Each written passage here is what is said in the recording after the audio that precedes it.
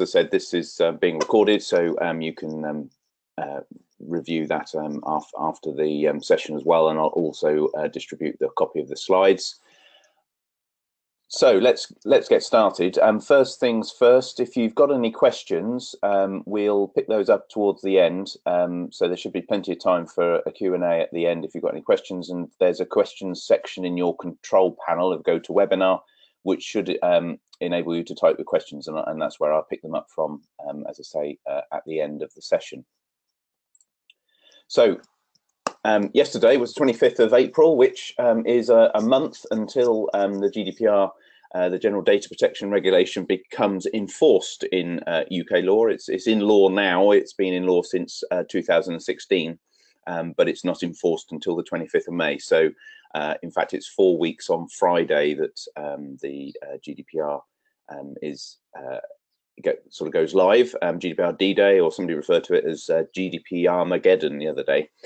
So that's why I thought I'd run a webinar with a month to go-ish, and with a view at looking at basically getting anybody who wanted it some up to speed and background on data protection and GDPR, and looking at some of the challenges that you may face within your businesses, and obviously help you with any questions that we have time for at the end.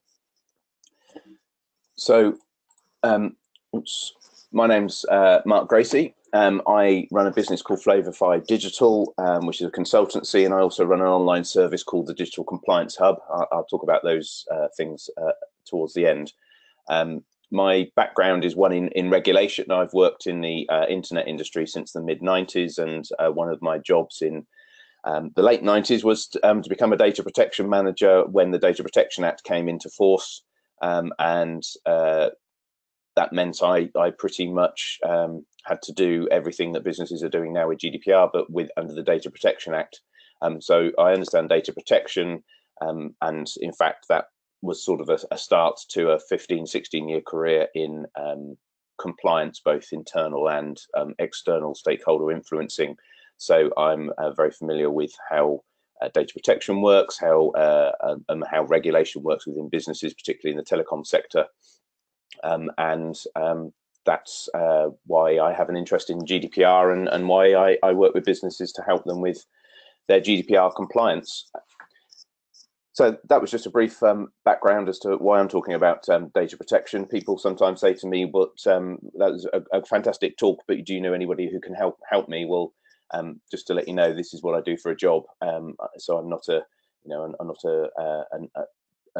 I don't do other services and also have just sort of plugged on GDPR on the side. I'm all about digital compliance and how various regulations, particularly data protection, and for obvious reasons GDPR right now, have an impact on businesses and helping businesses with that kind of thing. So with this session, I'm going to cover some basics of data protection, go through the GDPR changes, and as I say, reflect on some of the challenges. I've picked a couple to particularly focus on, but I'll do a quick summary of some of the others, and then look at some of the things that you can do with a month to go to help get you on your way if you're currently looking at how you're going to implement a program or apply the GDPR within your business. Ideally, hopefully by the end you'll understand what it's all about. If you didn't know already, you'll be able to work out whether you need to worry about it. And to be honest, if you're a business, you will need to worry about it because you'll have some data somewhere. Otherwise, I'm guessing you're not doing much business. And also, you know, what you can do to comply. So let's talk about the basics of data protection. I think it's important that we all understand sort of the baselines of data protection. The GDPR, as the Information Commissioner, our regulator, says, is an evolution, not a revolution. So it's updating the existing data protection regime, which in the UK is our Data Protection Act 1998, and that's based on a European directive called the Data Protection Directive. So our modern era of data protection has been around for about 20 years, but it's worth, in the context of understanding, before we get on to GDPR, understanding the basics of data protection. So let's start with some definitions. There's quite a few. I think there's over 40 or so in the GDPR itself, but in reality, these are the 5 key ones that you will need to think about. Data protection is all about personal data. So what is personal data? Well, it's any data that helps you identify a living individual, either directly or indirectly. So that means if you have personal data, it clearly is personal data. If you have another pot of data which doesn't look like personal data, but you can associate it with a data set that does have personal data in it, so maybe as a customer ID reference or some other piece of information which enables you to tie the other piece of data with some personal data, then both data sets are referred to as personal data. Now, in terms of whose data is covered by personal data, it isn't just about individuals or consumers. It is anybody whose data anybody you can identify from the data. So that will include not only your any consumer clients you might work with, it will include your business clients, it will include your employees, it will even include your contacts and your suppliers, and anybody else's whose data that you identify, even if they that data is only relating to them as an employee of another business. So so the managing director, Fred Bloggs, of a company limited, his data is personal data, and therefore data protection applies to the processing of that data just as much as Fred Bloggs' data as an individual would apply. So it's important to understand that personal data is much wider than just individuals or consumers. Now, processing, that's all about everything you do with the data. So you'll be collecting personal data to do something specifically with it, but it's not just that is referred to as processing. Editing the data, storing it, sharing it, saving it, deleting it, manipulating it, processing it for analytics.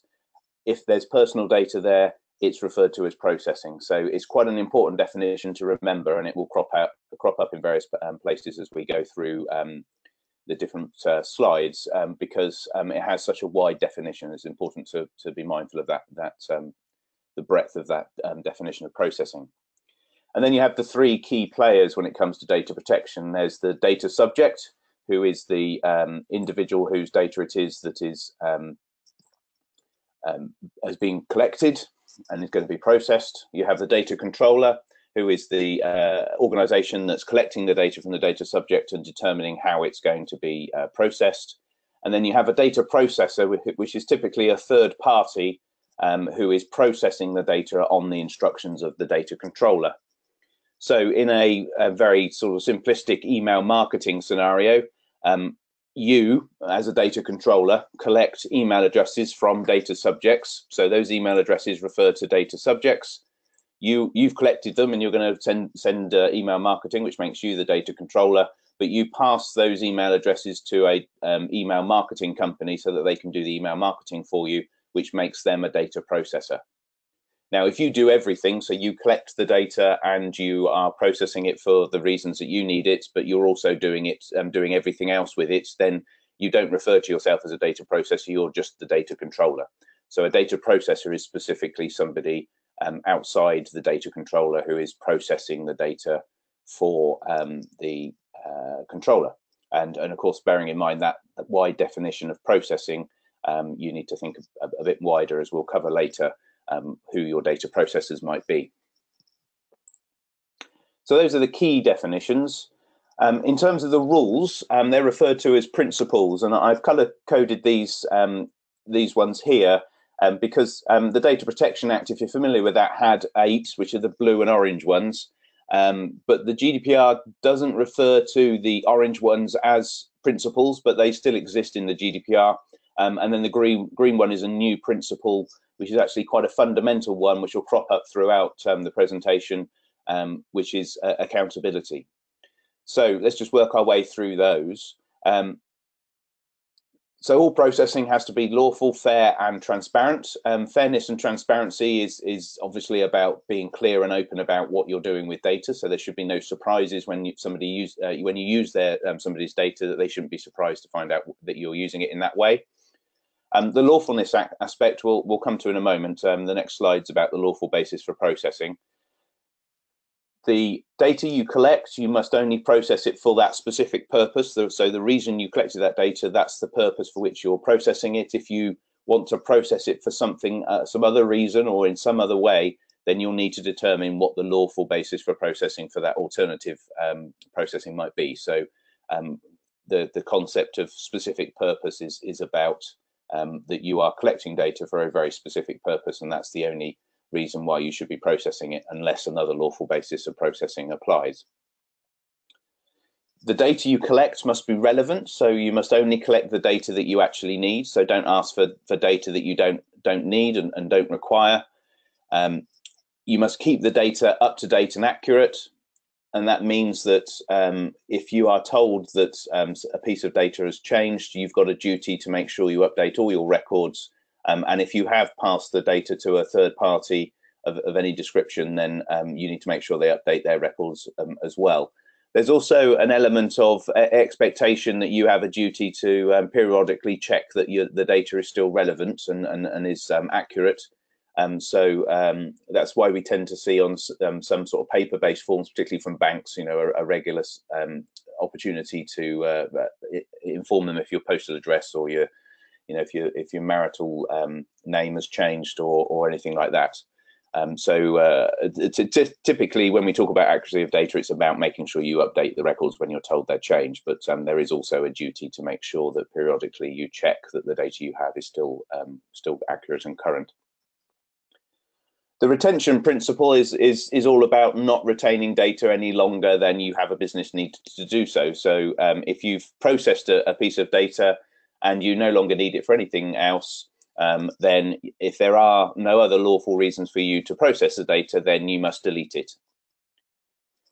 And then finally, in the blue section, security. So the principle of security is the one that lots of people think about and worry about most. So this is the principle that you must process data securely. So bearing in mind that wider definition of processing being everything from storage to sharing to the reason why you've got it in the first place, all of that has to be done in a secure way.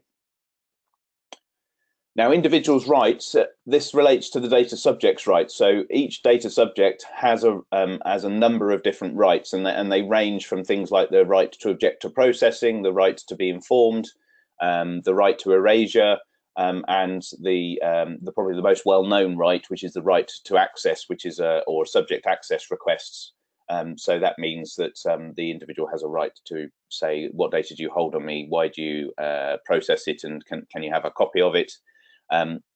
There's a few new rights which we'll cover when we go through the GDPR section, and an update to the subject access right, which I'll also cover as well. And then international transfer. Now, some of you might be thinking, well, I only operate in the UK, or you might even be more sort of more local than that. So why is international transfer relevant? Well, it may be relevant when we start looking at what third-party processors you might be using. So the law says that if you're going to be processing data outside the European Union, then you must do so only in countries that have adequate data protection. And by adequate, that means matches the equivalence of EU data protection controls. The thing is, there's a number of different sort of checks and balances. So basically, the rule says if the country you're transferring the data to, or is going to be processing the data, has equivalent data protection law, then that's adequate. Unfortunately, there aren't many on the list of countries that the EU maintain that are adequate. So the usual suspects of the US processing data, or India for outsourcing and call centers, that kind of thing. Those countries don't have adequate data protection regimes in place. However, one option, and the US have this, is that if there's an agreement in place, which the EU-US Privacy Shield is such an agreement, if a company in the US signs up to the Privacy Shield, then that is treated as equivalent, because by signing up to the Privacy Shield, they're signing up to European standards of data protection. India doesn't have such an agreement. It doesn't have equivalent data protection law. So in that scenario, you then have to look at standard model contractual clauses, and there is a European regulation that sets out the specific contractual clauses that need to be put in place legally between the two entities. So the concept there is that the processor in India or any other country that doesn't have a privacy shield equivalent or equivalent laws would be bound by contract law to apply European standards of data protection. So it doesn't stop data flowing outside of the EU, but it does make it a bit difficult if you need to do it. And there's some separate rules if you're transferring data within a group of companies where some of the group are outside of the EU as well. They're called binding corporate rules. You can find much more about international transfer on the Information Commissioner Office's website. That's ico.org.uk, if that's something you need to worry about. But as I said, when we start talking about the role of controllers and data processors and the changes that are coming through the GDPR, it will become a bit more relevant about why I was talking about international transfer, just in case you're wondering why I was sort of labouring the point and explaining that in detail. And then finally, we'll come on to this when we start talking about GDPR, is the new accountability principle, which is about you being able to demonstrate as a controller or a processor that you are processing data in a GDPR compliant way. So those are the principles of data protection. Let's look at the lawfulness of processing. So there are various lawful bases for processing, and you need to make sure that whatever you're processing data, one of these applies. The one at the top of the list, and the one that everybody's talking about because of the GDPR changes, which again we'll come to in a moment, is consent. This is where the data subject has said, yes, you can use my data in the way that you've asked to use it. But just because it's at the top of the list and because it's one that everybody knows, you have to be really careful with consent, and you shouldn't be using it if you are so you shouldn't be using it unnecessarily. So if there are other lawful bases for processing, then you probably need to rely on those rather than consent. So don't automatically default to getting consent for everything because it may not be applicable. And the way to think about it is consent is giving the data subject an option. So if you're asking them to consent to something, they've got the option to either withdraw that consent at a later date or say no. So if you're going to be processing the data because you need to process it in the way that you've already set out as part of a service, for example, then you'd be using that data as a requirement for the performance of a contract, which is the second on that list, and not consent, because if you ask for consent and you are setting a perception of option, and that the data subject has a choice, and if they don't have a choice, then you're using it incorrectly. So it's just a warning to be careful not to use consent just for the sake of using consent, and you have to be careful when you use it. So as I said, if you're collecting data for the purposes of delivering a service or on the performance of a contract, then that's your lawful basis for processing. So you wouldn't, for example, if you were an e-commerce site and you needed to collect a postal address to be able to deliver the package to, or the product to, the individual who's bought it, you wouldn't need to seek consent to collect the postal address, because it would be obvious that if they want to have it posted to them, then you would need their postal address. And you also wouldn't need consent to share it with a courier company or the Royal Mail so that it can be delivered. That's all part of the service, and the expectation and other lawful basis for processing would apply in those scenarios. So if you asked for consent to use their postal address to post a package and they said no, then you would be slightly stuck in being able to actually dispatch it to them. If you're required by law or by regulation, then you may process data longer than you need to, or that may become your lawful basis for processing. And the obvious examples there are the taxman require us to keep 6 years plus the current year in tax records. So if there's data associated with those tax records, then it's lawful for you to keep those for that 7 years purely on the basis that the law tells you, even if you don't need them for anything else. The other usual example is in employment law. When an employee leaves, it is lawful for you to retain their records for 6 years, because typically 6 years is the period by which they could take you to a tribunal, and therefore you need to be able to defend yourself.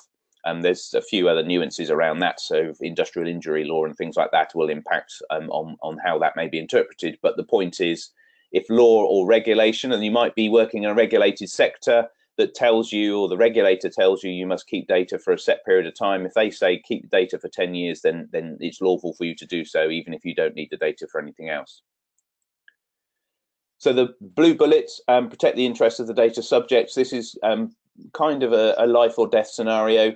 This is a situation where you need to share data because it's in the interests or the vital interests of the data subject. So, for example, it would be lawful as an interest of the data subject for a doctor to share patient data with a specialist, paramedic or somebody if something happened to the data subject. Likewise, in a care home, if somebody needed to be referred to a paramedic or a hospital, it would be lawful if it's in the interest of the data subject for their data to be passed to that third party. But as I say, that's typically only used in pretty much sort of a life and death type scenario. And then another lawful basis is in the public interest. This will only apply if you're a public body, so governments, councils, etc. can rely on this lawful basis for processing if they're able to demonstrate it's in the wider public interest. So the kind of thing there is, governments processing data relating to suspected terrorists. It would be lawful for them to be processing that data in the interests of national security, and they would rely on the processing of in the public interest for that as a lawful basis for processing. They clearly wouldn't be seeking consent to go and say, is it okay if we process your data in case you turn out to be a terrorist, for example? So they would be processing that in the public interest. And then finally, legitimate interest, which is a bit of a difficult one to make use of, but it does exist nonetheless. And this is where you can claim it's a legitimate interest for your business to process data. But the problem is you've got to be sure that no other lawful basis for processing applies. So if you could have gone and asked for consent, then you need to go and ask for consent. You can't say, oh, I should have asked for consent, but I forgot, therefore I'll claim it's a legitimate interest. It doesn't work that way. So if there's another lawful basis for processing, then you've got to rely on that and not as a legitimate interest.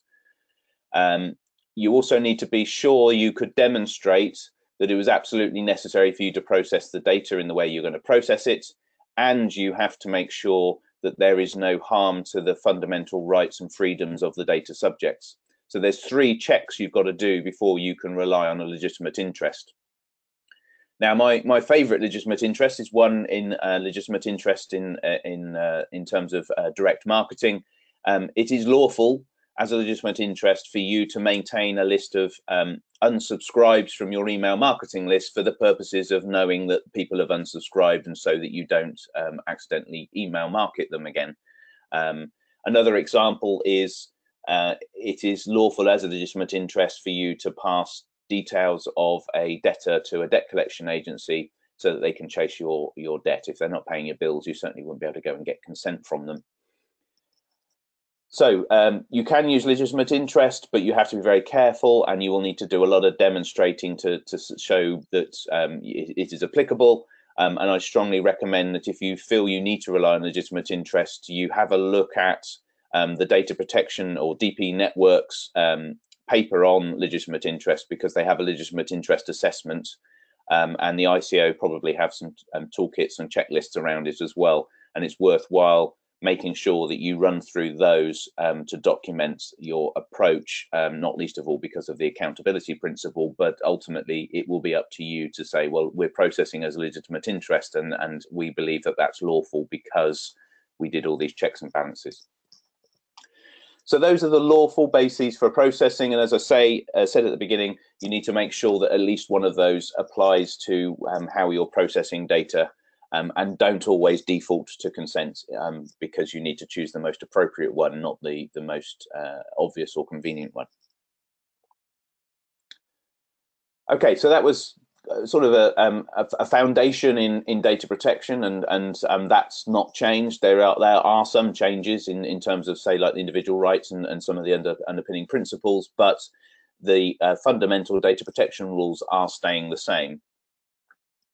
So what's changing with the General Data Protection Regulation? Well, this fan diagram indicates the 10 key changes, and I'll work our way through those.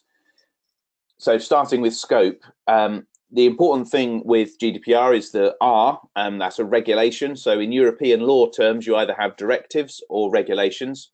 The thing with directives is that they are implemented in member state law.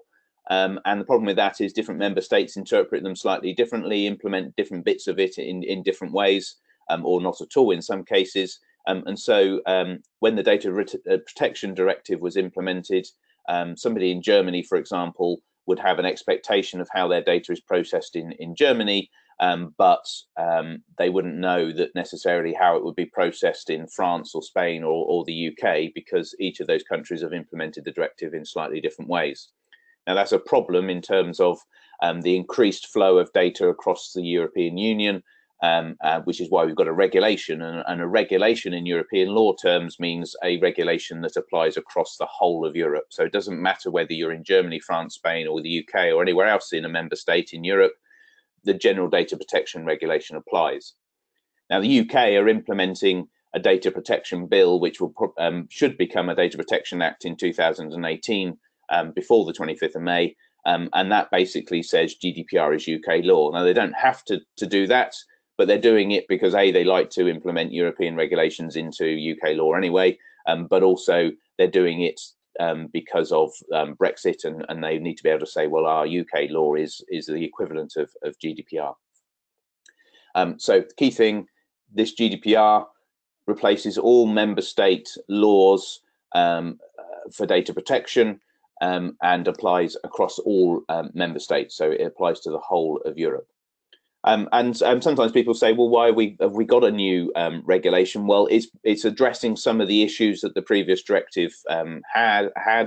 It addresses this issue with the problems with implementing a directive and it being implemented in different ways.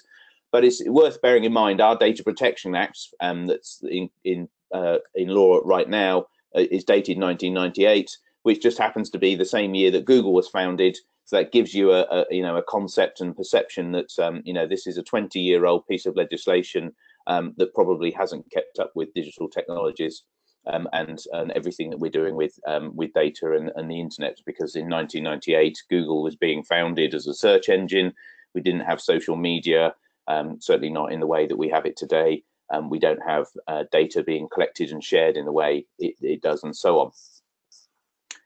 The other thing to bear in mind is if you're a non-EU business targeting EU citizens, it also applies to you. So it has extraterritorial reach, and that will mean that you will need to apply GDPR to your European data, and you will probably need to have somebody domiciled within Europe to be your representative under some circumstances.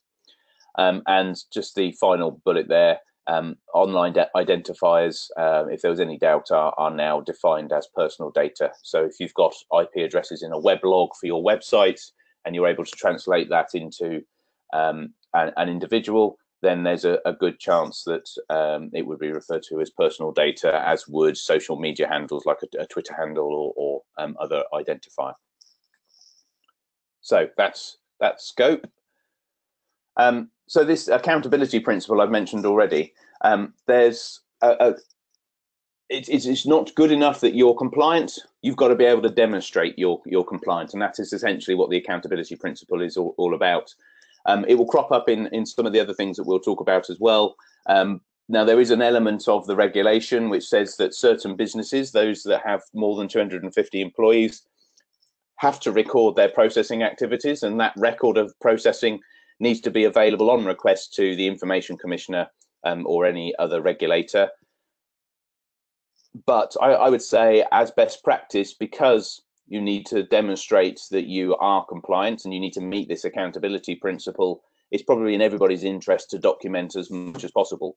So if you're interpreting certain elements of the regulation or having to think about how it's implemented, so for example, if you're not sure whether you need a data protection officer, what that means we'll come to in a second, and you decide not to have one, then you need to be able to demonstrate, well, actually, we thought it through, and the reasons we've decided not to have one is because of this. And likewise with other processing and other things you're doing. So Clearly, if you work in a business that has 250 plus employees, you're going to have to document your processing activities. But actually, I'd say it's probably best practice that if you can document as much as possible, that will help you demonstrate your compliance and therefore meet this accountability principle and the expectations of data subjects and the regulators as well.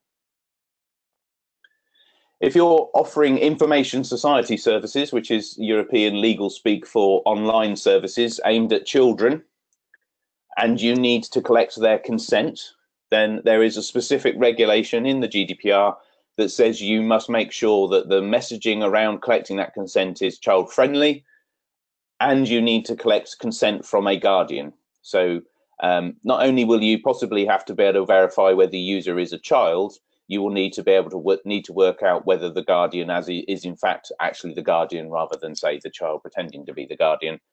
So if you're offering online services to children, then there's quite a lot of work that you're going to need to do to factor this consent mechanism in specifically for children.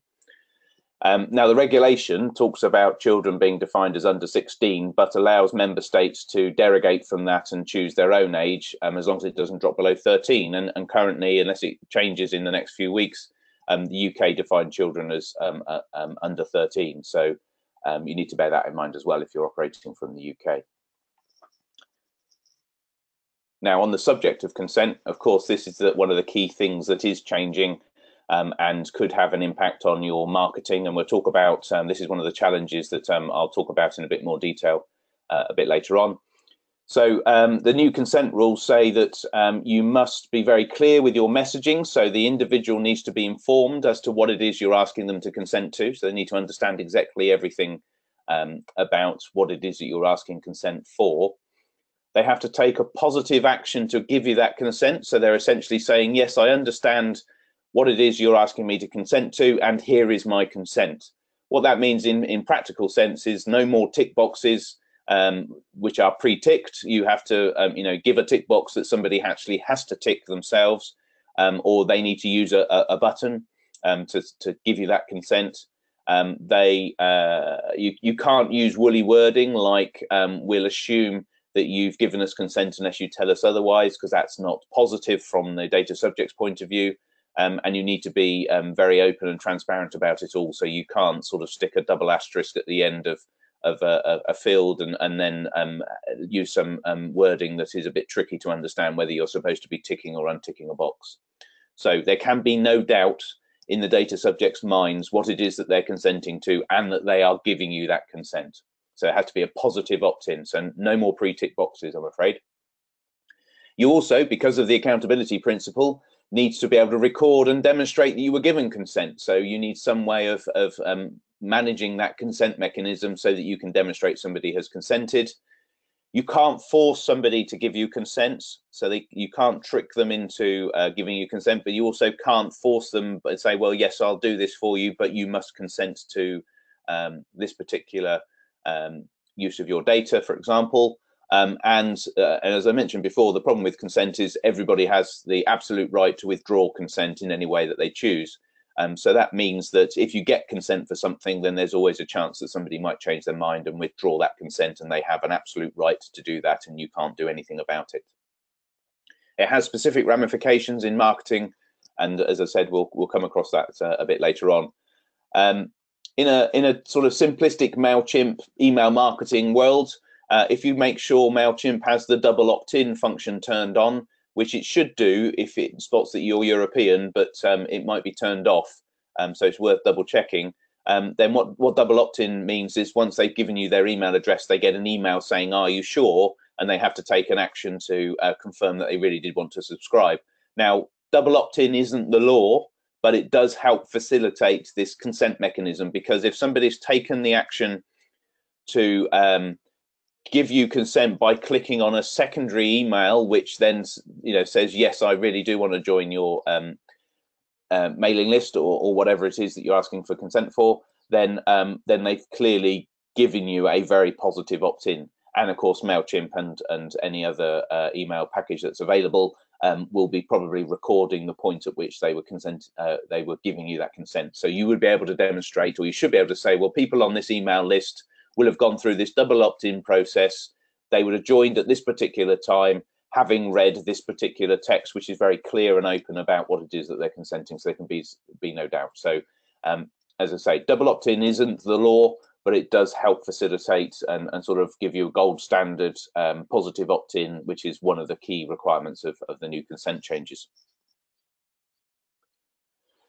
Now, I mentioned individual rights before. There's various rights available, and there are 3 new ones and one that's changing. The right to be informed is a new one. This is basically covered in Articles 13 and 14, which set out the bits of information that need to be provided to the individual when you collect and start processing their data. Article 13 is specifically for when at the point of collection, and Article 14 refers to basically everything that Article 13 says, but in the scenario where you've been passed the data by a third party, that you are clear why you are processing that data, and that you've got it and what you'll be using it for. And basically, that's the kind of stuff you're going to have to stick in your privacy policy, because those are the bits of information that gives all of this requirement in Article 13 to inform the individual.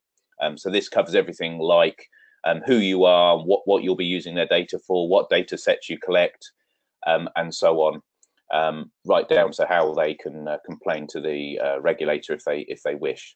So the right to be informed is the kind of stuff you're going to need to get in your privacy policy. So privacy policies are more important than ever. You're supposed to have had one by now anyway, but under GDPR, they're a must because they help you satisfy this right to be informed.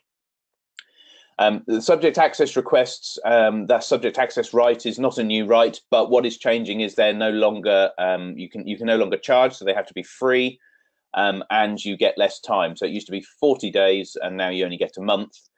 So if you are in a business that gets lots of subject access requests, and I know from personal experience, telling people that they'll need to pay £10 plus VAT to get access was a bit of a barrier, and it would turn people off. You can't do that anymore, so you will need to worry about those subject access requests coming in, and you'll have to deal with them for free. I think if you're probably in the banking sector or some kind of finance or utility business, there's a good chance you might see a spike in subject access requests now that they're free, because there was some research done last year that said 70 or 75% of consumers now knowing that subject access rights were free would probably serve one on the 25th of May. So if you do get them, there's a good chance you might get more than you normally do towards the end of May because of this change. And there's a possibility if you've never had one, there's a chance you might get one now because they're free. And you need to make sure you pay attention and do something about them. So it doesn't mean that somebody's got to write to you with the title "My Subject Access Rights." They could just say, "I want a copy of my data, and I want you to tell me what you're doing with it." That would be a subject access request, and you need to be able to process it. And if you don't keep on top of the ones you get, then you will be investigated by the Information Commissioner. And there's plenty of evidence of this happening. Even the Ministry of Justice have got caught out recently and been told to employ more people, otherwise they'll get a fine. Just purely to deal with subject access requests. The right to erasure is a new one. This is a right to be forgotten, essentially. It's not an absolute right. So if it's lawful for you to continue processing the data, even if the data subject says they want their data deleted, you can carry on deleting it. So it's not a right to say, I want you to delete my billing information so that you can't charge me. This is a right in very specific situations, typically that you don't need the data anymore, or it's unlawful for you to continue processing it, which is a slight contradiction with the principle that you shouldn't be keeping data longer than you have a business need to anyway. But the right exists. It's not an absolute right. And I think the challenge here is possibly not a regulatory one in you being able to exercise that right when it applies. Is probably a misunderstanding or an expectation from individuals that you're going to be able to delete their data where you need that data for a set period of time. So for example, you can say to them, I'm not deleting your data because I need it by law, or because you're still a customer and I'm still processing your customer record. As long as you can justify the reasons for processing, then you'll be fine. But I think from a resource point of view, this could be a real headache, because you're getting to an argument with a ill-informed data subject who thinks they have the right to be forgotten, and you're telling them they haven't, and they say, yes, I have, and then they go and complain to the Information Commissioner and having to explain themselves to the Information Commissioner.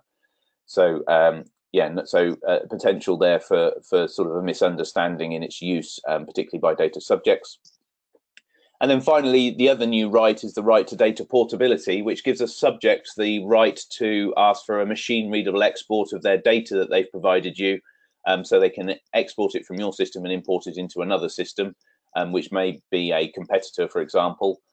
So you'll need to look at your systems where customers are giving you information because they may have this right, and you need to work out how you provide their data, and actually any observational data. So in a utilities world, we would be thinking about maybe customer name and address and meter details that were provided by the subject, but also meter readings may be transferable as well, so that they can switch from one supplier to another, and that new supplier would have all the data they need readily to decide on which tariff is best for them, and so on. So whilst it's probably going to be used most for the purposes of enabling switching between one service to another, that isn't defined as its use in the regulation. So it will apply in all scenarios where a subject has either through consent or through entering into a contract or service with you provided data. They have a right to ask you for a machine readable export of that. Okay, so that's the new and one changed individuals' rights. Another change is the relationship between controllers and processors. The GDPR basically says if you're a controller using a third-party processor, there is you should only do so if the processor can demonstrate that they are GDPR compliant. So that means that you will need to carry out due diligence on your third-party suppliers or your third-party processors, and make sure that they are GDPR compliant, because if they're not, then by relationship you won't be either. And this is all in Article 28. Article 28.3 sets out specific contractual terms that have to be put in place in that relationship. So if you're using a third-party processor, you will need to look at how those contractual terms are implemented. And I'll talk a bit more about this as one of the challenges that most businesses face because of this change.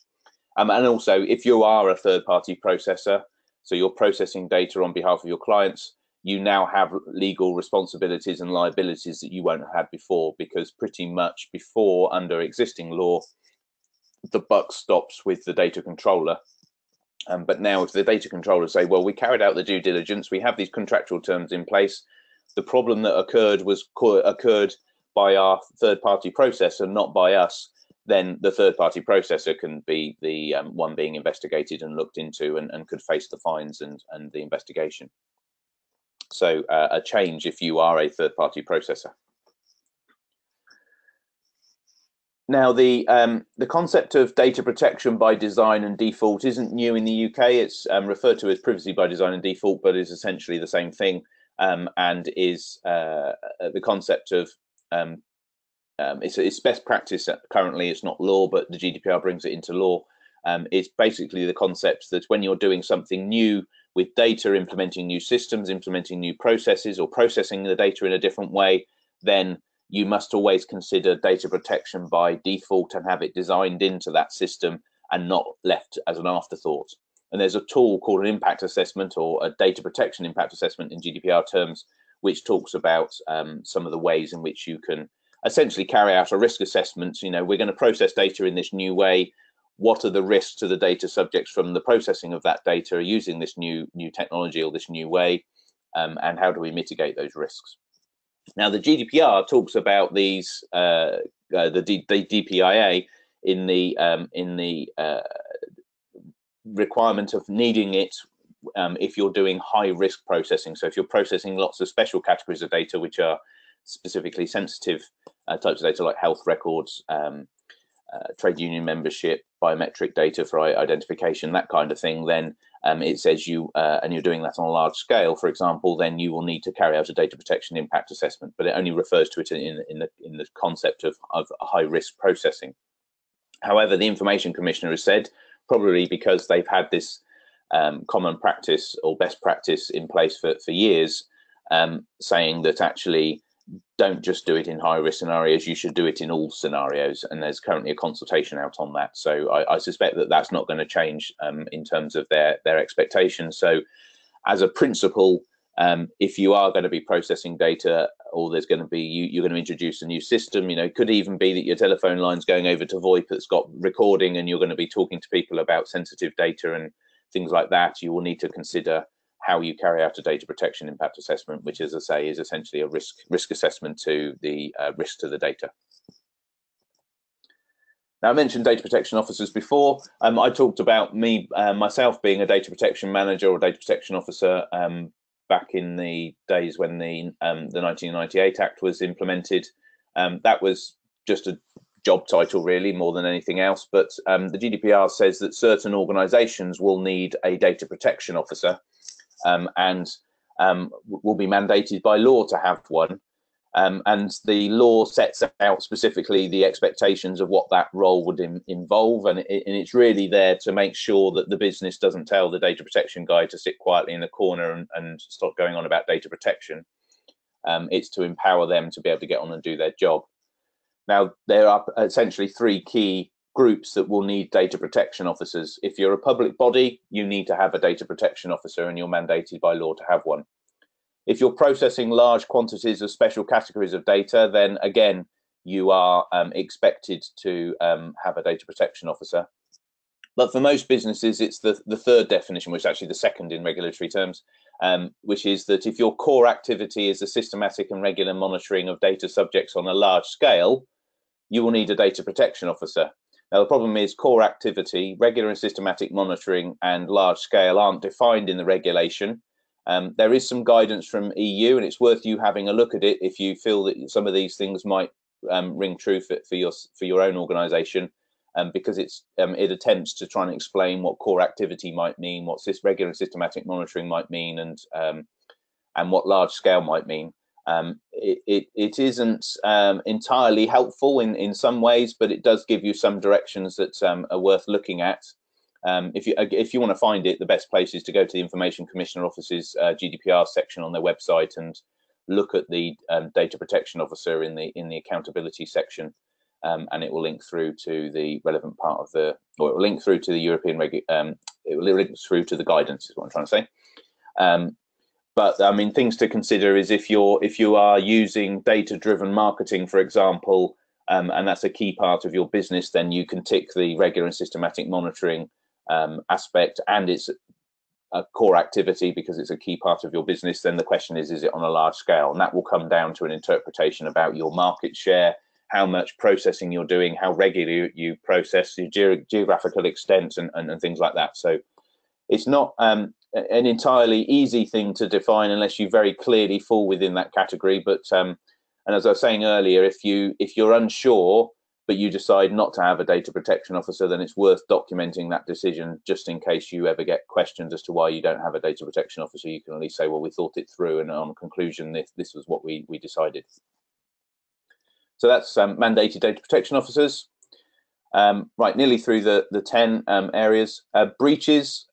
A breach is defined as anything from a cybersecurity hack of a database, so it's not just about the spotty teenager hacking and stealing data, but also unlawful access, unlawful editing, deleting, even accidental deleting is or changing of data without authority is referred to as a breach. So it has quite a wide definition. But the law says if you suffer a breach, you've got 72 hours from finding out you've got a breach to consider whether you need to notify the regulatory body, which would be the Information Commissioner in the UK, and the data subjects as well. And if there's a risk to the data subjects, you've got to tell the regulatory body. If there's high risk, then you'll have to tell the data subjects as well. So if you do suffer a breach, not only are you telling the regulator that there may have been something that's gone horribly wrong and they might want to investigate you, but you're having to tell your customers that they might not be able to trust you with their data. So it's a sort of quite a significant stick to beat you with to make sure that you pay attention to all of these things, because if you do have a breach, you could be giving away some serious issues in the background about your compliance.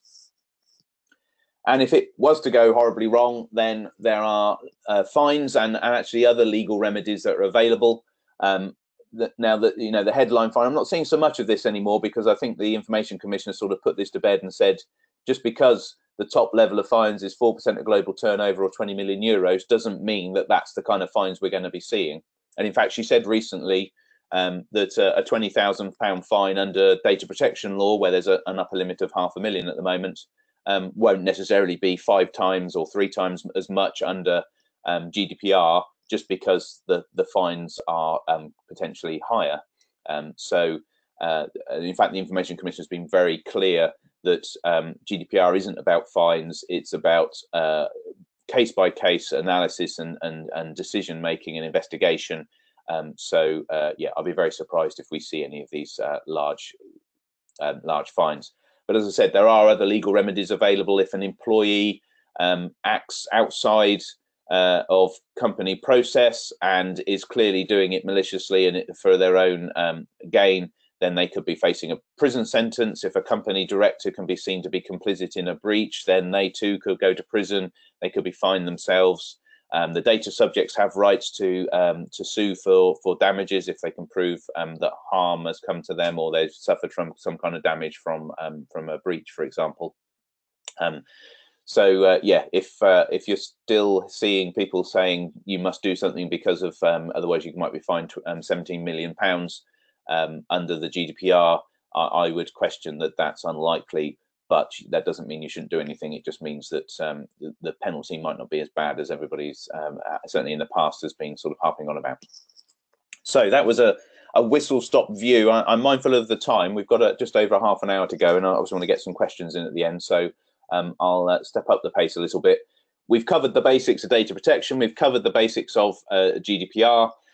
So what does this mean in a practical sense? So I'm going to take you through a couple of scenarios: marketing and the controller-processor relationship. Talk about some of the other scenarios, and then we'll talk about some of the things you can do to help yourselves with your compliance. So when you talk about marketing compliance, it's important to think actually, whilst you do have data protection, which applies to the processing of your marketing material, how you store it, what you do with it, who you share it with, and all those kind of things. And when you need consent, what the consent rules should look like. But actually, we have some privacy regulations in place which set out what you should do in certain scenarios. Now, the privacy regulations are most famous for the cookie controls that we have to put on our websites, but they also set out the rules for e-marketing. Now, bearing in mind that the UK implementation is the Privacy Electronic Communication Regulations from 2003, electronic marketing is currently limited to email, phone, text, and fax marketing. So it doesn't cover social media, it doesn't cover other channels that you might use. But when it comes to those channels that it does cover, it's important to understand that they actually set out different rules to when you need consent and what you should and shouldn't be doing, depending on whether you're dealing with consumers, customers, or businesses. So I just wanted to cover that because there's a lot of misunderstanding that data protection replaces these privacy rules and you must get consent for everything. Well, that might not be the case, which is what I've essentially said there. So it sets out when it comes to marketing data, when you're doing electronic marketing. So if you're doing email marketing, for example, it sets out the difference depending on the type of data or the individual data subject that you're dealing with.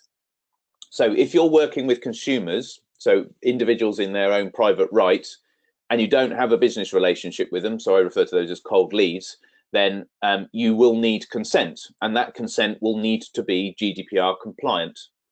So if you want to do marketing to consumers where you don't have a business relationship, you will need GDPR compliant consent. And we'll talk about some of the challenges about what that might mean in a real sense in a second.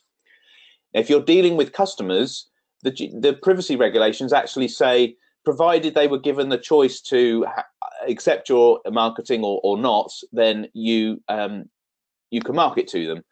This is called soft opt-in. Now, the rules aren't particularly clear about how that might change, whether the expectation is that soft opt-in is disappearing because it should be a consent mechanism.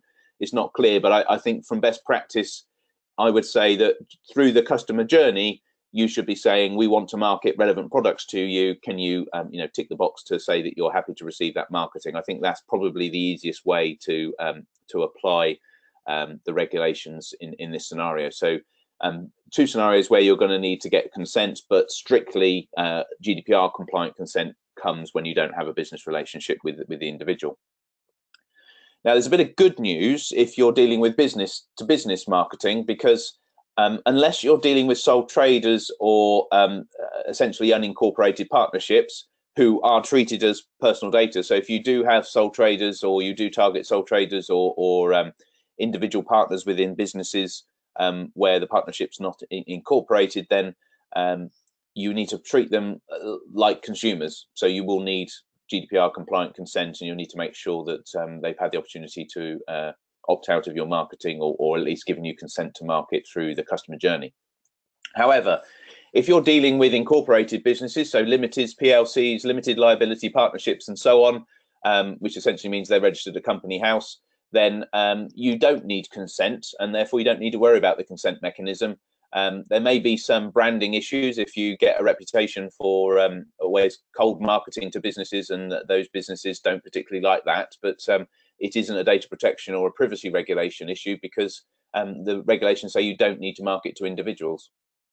And if you don't have individual data, you only have generic business data, you can pretty much market anything to them.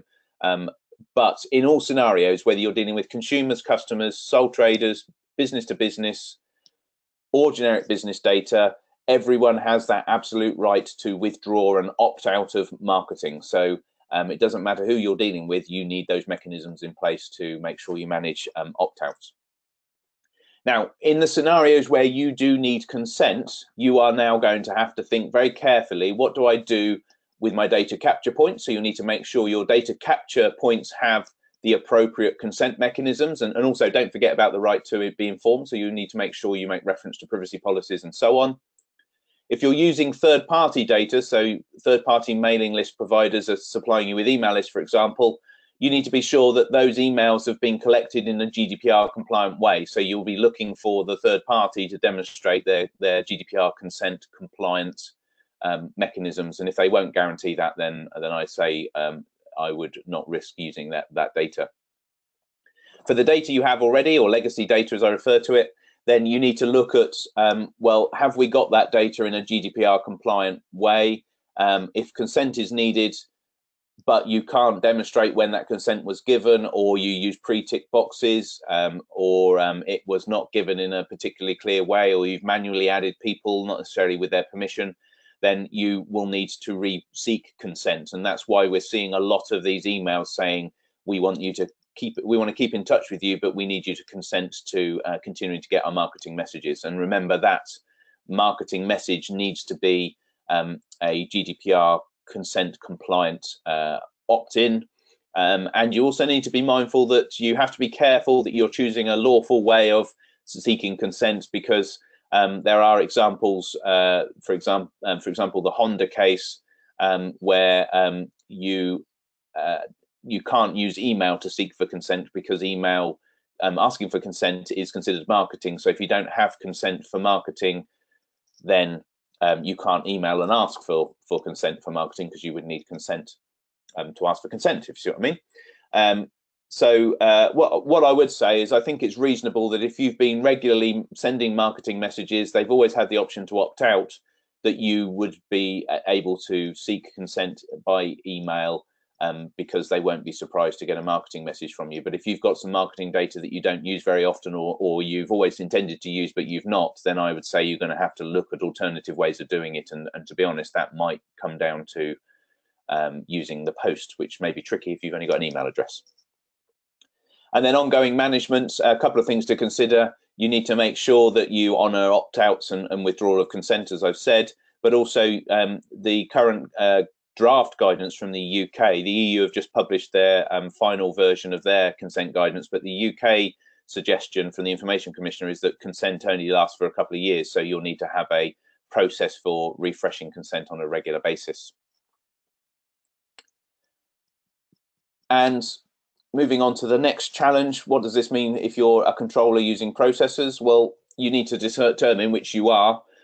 First up, bearing in mind you might be, depending on the scenario, a bit of both, but you need to make sure you're clear as to what you are. Now, if you're doing all the controlling and all of the processing, then you're just a controller. You only become a processor if you're processing a client's data set on their behalf. Now, if you're the data controller, You need to be sure that you use only third-party processors that are GDPR compliant. So you will need to ask them what their position is on GDPR and interpret what that means and make sure that you're happy that they're compliant, and therefore carry out due diligence on them. And you will need to make sure that between you and them there are some kind of contractual terms in place that meet the requirements of Article 28.3, and that really comes down to the relationship. So if they impose terms on you, then you can expect them to update their terms. If you have a contract with them, then you would need to probably add an addendum to your existing contract that cover these additional terms. And these additional terms cover everything like you will only process the data on my written instructions, you won't share the data with any other party, and so on, right down to very onerous ones for the processor, which is that the controller has a right to go in and audit the processor to make sure they are GDPR compliant. Now, you need to bear in mind this wide definition of processing, because if you are storing data in Dropbox, for example, then Dropbox is your data processor by the mere basis that they're storing your data, which is referred to as processing. So you would essentially need to carry out due diligence on Dropbox or Microsoft if you use OneDrive. If you use MailChimp, and they're a third-party processor. If you're using a cloud-based piece of software, that will be a third-party processor, and so on. So you will need to look at your processors, who you're using to process your data, bearing in mind that wide definition of processing, and determine what GDPR compliance needs to be put in place.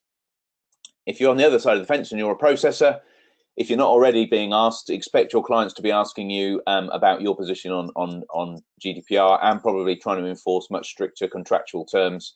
And don't forget, you have these new responsibilities, these legal obligations that we've been talking about, and the liabilities and responsibilities, including the fines, could all apply to you if it could be proven that you are the source of the problem. So what else do you need to contend with if that's not enough? Well, I mentioned the right to be informed before. You need to make sure you update your privacy policy, and you need to make sure you meet these requirements of Articles 13 and 14, that's setting out in all scenarios what it is that you're doing with data. And if you look at the Information Commissioner's privacy policy on their website, that will give you actually the breadth of the job in terms of how detailed it needs to be, but also how wide it needs to be. So it's not just about people accessing your site and what you're doing with the data that you might collect from that. It's about what data you process about your employees, about what happens during the recruitment exercise, and so on. So a comprehensive privacy policy is going to be needed, and you need to make sure that you have everything covered that, as I say, Article 13 and 14 require. If you go to the Information Commissioner's website, you'll see there's a section on the right to be informed in their GDPR part of their website, and that will give you some checklists of things to determine what you need to get in your privacy policy. Data security and retention aren't new things. However, you do need to pay attention to them. One of the biggest challenges in businesses is data retention. The ability to keep data forever is increasing as it gets cheaper and cheaper for online storage, for example. But actually, the law says if you don't need the data, you should be deleting it. So you will need to determine a data retention policy within your business to make sure that you don't keep data unnecessarily long, longer than you need. And from a data security point of view, you need to be able to demonstrate that all things considered, technological and organizational, you've put measures in place to ensure that all processing, bearing in mind that wider definition, so this includes email sharing of data, for example, and the storing of it in app-based products like Dropbox, are done securely. So you will need to probably review your security protocols and possibly sort of re-educate some employees about the way that they're sharing their data, to make sure you're doing it securely. You'll need to make sure you've got processes in place to deal with individuals' rights, be that the erasure portability right or the subject access right. And I think most businesses should worry more about the subject access right, because I think that may be the one that could be a challenge for most businesses now that they're free. But you need to have an internal process so that you know what you need to do, and that your employees know what to do about that as well. You need to determine when you need to carry out a data protection impact assessment, understanding that wider use according to the Information Commissioner, that you should be doing this whenever you do something different with data. Assess whether you need a data protection officer. I talked about the complexities of how that may be interpreted. And as I said, the key thing is if you're not sure whether you need one, then document your reasons for not having one if that's your decision. And you'll need to look at some of the HR challenges. So, the common thing there is what you're doing with employment contracts and the storing of personnel data, what you do with your recruitment practices. Don't keep CVs that you're for unsuccessful candidates forever.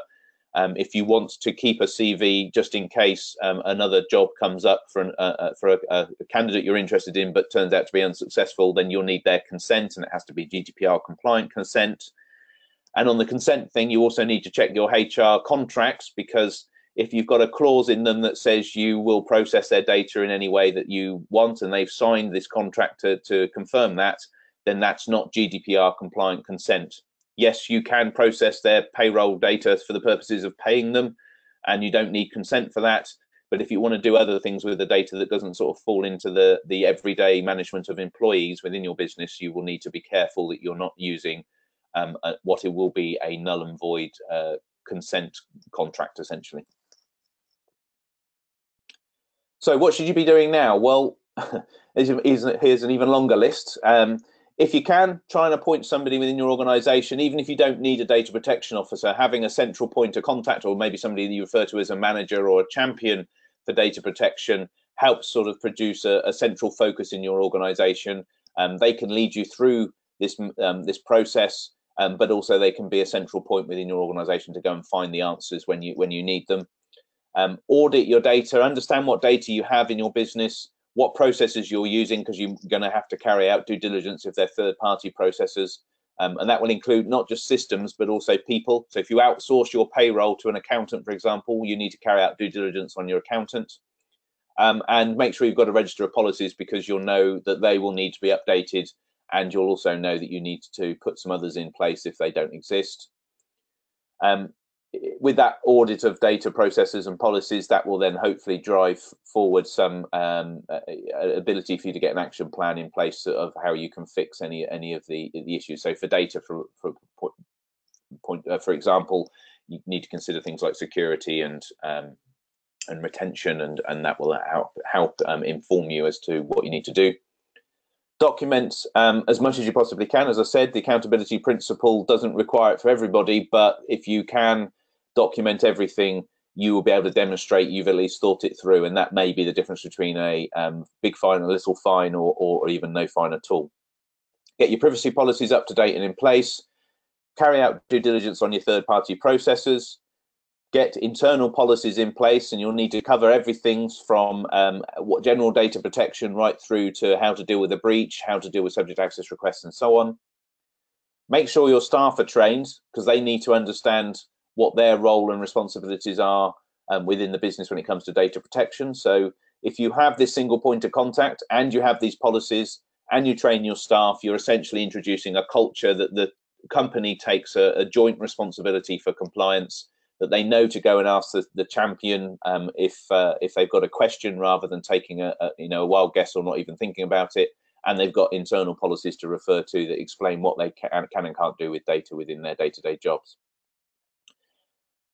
And then the last two are really important, that some people have said, well, this is just like Y2K. On the 26th of May, we'll wonder what all the fuss was about. Well, actually, no, because data protection is here to stay. It's been here for 20 years. It will continue for forever, maybe not in its current incarnation in the form of GDPR, but in some way. And of course, there are other things that may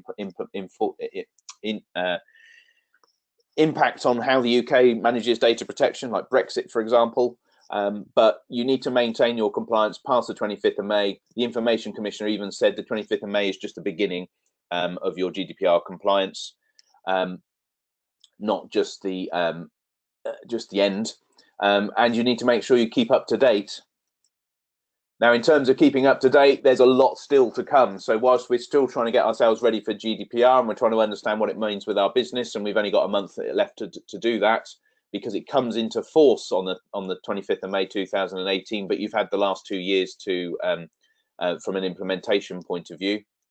We've got this new Data Protection Act, which could in all reality implement much stricter rules. So there's nothing stopping the UK being stricter than GDPR.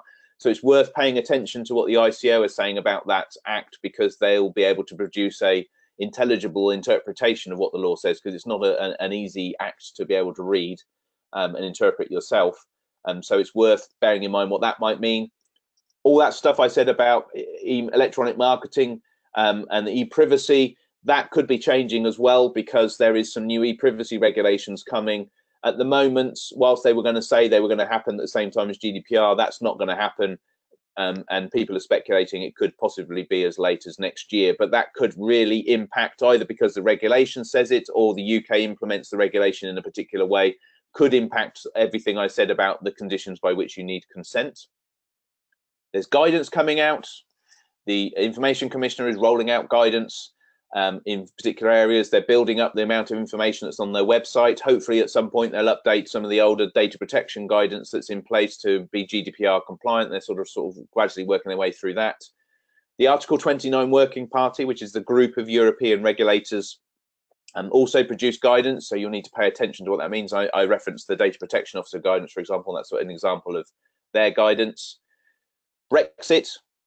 If you process European citizens' data now, when we leave Europe, you'll need to understand what it means from an international transfer point of view, because if we're outside Europe, European citizens will, or sorry, European companies, if they use you in the UK, they'll be passing data outside the European Union, and therefore we need to understand what that means from a Brexit point of view.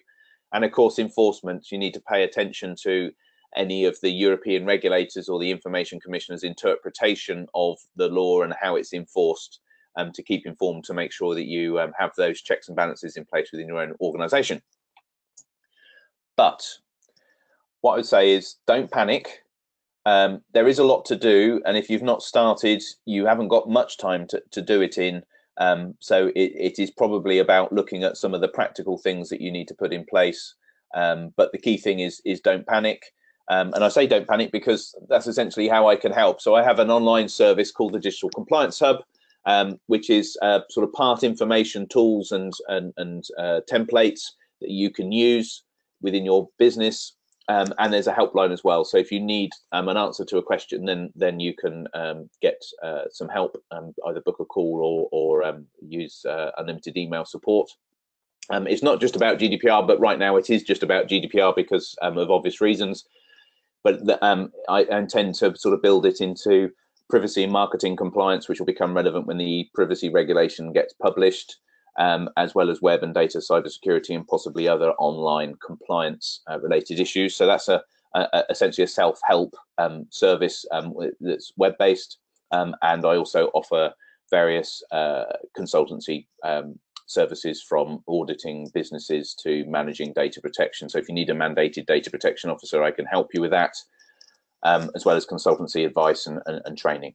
And of course, as I say, underpinning all of that is my online service. Right, so we've got to the question time. So we've got just under 15 minutes. If you've got any questions, use that questions tab in your control panel, and I'll look through the questions if you have any. Let me just see. So nothing's come through yet. If there are no questions, then that's fine. We'll end now. But if you've got any questions, if you could type those, that would be fantastic, and I'll try and answer them before 10.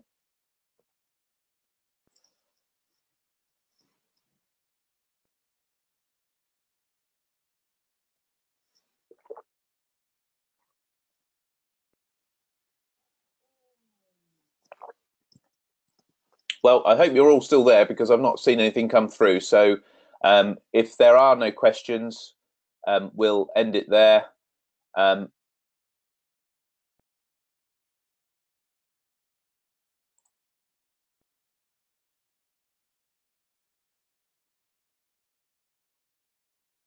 Okay, well, nothing's coming through.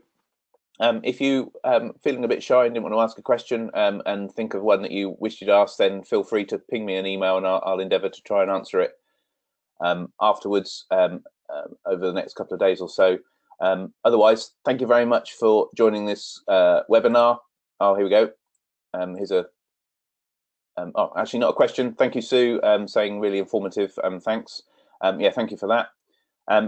So nothing else has come through, so I'll end it there. Thank you very much for joining. I hope it's been useful, and good luck with your GDPR preparations.